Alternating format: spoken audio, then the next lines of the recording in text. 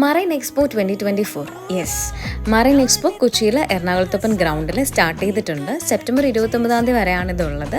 ഇത്തവണ മീനുകളെ കൂടാതെ 2 കിടുക്കാച്ചി മത്സ്യകന്യകളെ കൂടി അവർ ഇറക്കിയിട്ടുണ്ട്.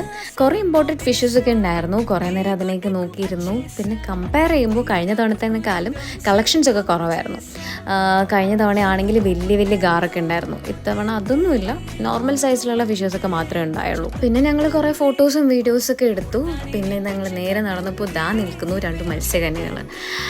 കാണാനൊക്കെ എന്ത് രസമായിരുന്നെന്നറിയോ. ഞങ്ങൾ കുറേ നേരം അവരെ നോക്കിയിരുന്നു. പക്ഷെ ബിഹൈൻഡ് ദ സീൻസ് അവർ കുറേ കഷ്ടപ്പെടുന്നതും കണ്ടു. ശ്വാസം എടുക്കാനും മേളിൽ പോയിട്ട് ചുമക്കുന്നതും എല്ലാം കണ്ടപ്പോൾ കുറച്ചുകൂടി വിഷമമായി.